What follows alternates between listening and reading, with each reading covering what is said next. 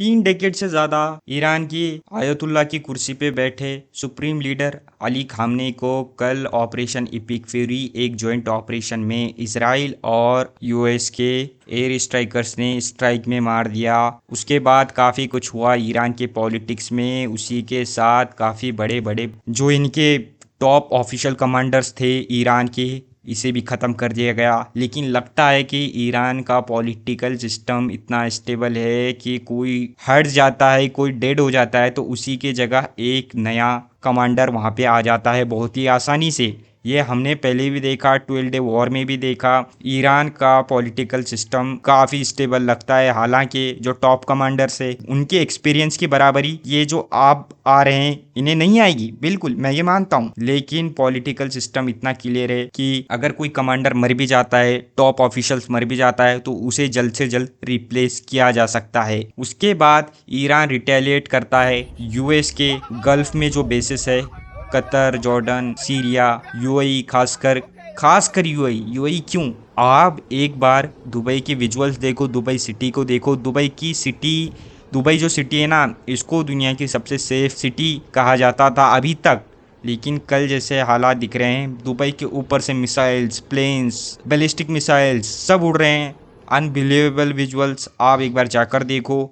X पे पूरे video इसी पर भरे पड़े हैं। लेकिन कहते हैं ना, जैसे को तैसा इजराइल भी कुछ कम नहीं है। इजराइल भी हर्ट ऑफ तेहरान में उनके बहुत सारे फाइटर प्लेन्स और उनके टॉप ऑफिशियल्स कमांडर्स को तो पहले ही मार चुका है, जिससे ये वॉर एक एंडलेस वॉर की तरफ बढ़ गया है। हमने पहले भी बहुत सारे एंडलेस वॉर देखे हैं। आज जैसे रशिया यूक्रेन का एंडलेस वॉर चल रहा है, इतने साल हो गए इसको, 4 साल 5 साल, काफी सालों से ये वॉर चल रहा है एंडलेसली। और लगता है कि एक बार फिर से हम रशिया यूक्रेन की तरह एक एंडलेस वॉर में इस दुनिया को फंसा दिया है यूएस ने। बात करें रशिया की, बात करें यूएस के गल्फ में जो एलाइज है उनके बेसिस की, तो हालत बहुत ही खराब है। आप नीचे विजुअल्स देखो, पहले के बेसिस की हालत देखो, अब के बेसिस की हालत देखो, एकदम तबाह हो चुके हैं, लगभग तबाह हो चुके हैं। हालांकि वहां से जो सोल्जर्स थे उन्हें सबको हटा दिया गया है, कोई कैजुअलिटीज आई नहीं है अभी तक, ईरान की तरफ से भी और यूएस की तरफ से भी। कुछ लोग मरे हैं, बताया जा रहा है कि कुवैत में यूएस के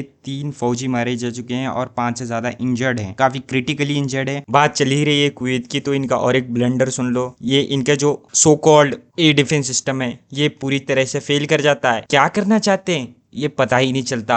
आप देखो कुवैत के एयर डिफेंस सिस्टम जो ईरान के लिए रखा है, ईरान के बैलिस्टिक मिसाइल्स को इंटरसेप्ट करने के लिए रखा है, वहाँ के बेसिस के air defence system, US base के एयर डिफेंस सिस्टम, उन्हीं के F-15 फाइटर जेट्स जो दुनिया के अत्याधुनिक फाइटर जेट्स माने जाते हैं दुनिया में, उसी पे हमला हो जाता है अनएक्सपेक्टेड। ईरान इतने पे कहाँ रुकेगा? अब न्यूज आ रही है कि स्टेट ऑफ हॉर्मुज, जो दुनिया के क्रूड ऑयल और सीएनजी का 20% वो रूट से एक्सपोर्ट होता है, वहाँ पे ईरानियंस ने ऑफिशियली स्टेट ऑफ हॉर्मुज को बंद कर दिया है। आप ये क्लिप चेक करो। This is Sepah Navy, Iran's Islamic Revolutionary Guard Corps Navy.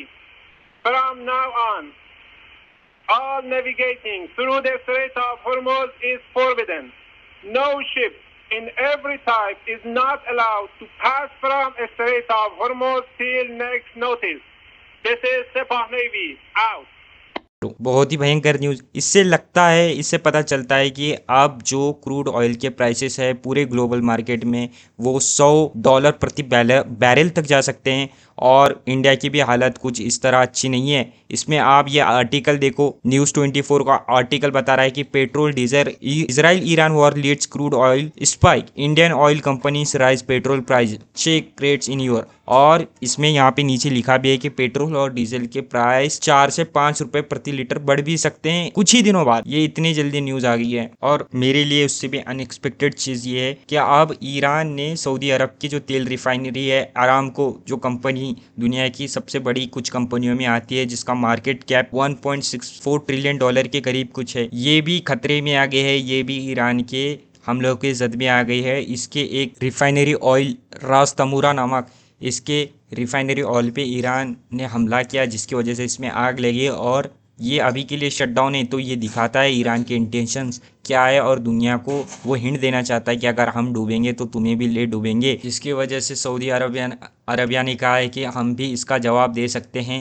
लेकिन मुझे लग नहीं रहा कि इससे कोई ज़्यादा फर्क पड़ेगा ईरान को। ईरान चाहता ही है कि वो इस मौके पर दुनिया को और मिडल ईस्ट को जितना से जितना ज़्यादा हो सके उतना ज़्यादा हर्ट करे और यूएस तक ये संदेश पहुंचाए कि झुकने वाले नहीं है। और यूएस के जो एलाइज है गल्फ कंट्रीज में, उन्हें एक बहुत बड़ा झटका देता दिख रहा है ईरान। देखो, मुझे लगता है अब ये वॉर नहीं रुकने वाला। ये वॉर इजराइल और यूएस के हाथ से निकल चुका है।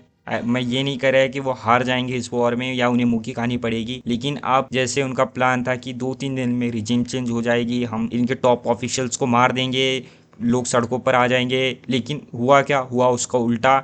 ईरान के सड़कों पर लोग आज ईरानी मिलिट्री के सपोर्ट में, ईरान के ऑफिशियल्स के साथ में हैं और ये वॉर अब एंडलेसली वॉर इस दुनिया में बनता दिख रहा है। आगे क्या होगा हमें नहीं पता। होपफुली जो होगा अच्छा होगा और ये वॉर जल्द से जल्द खत्म हो और दुनिया एक रहने लायक जगह बने।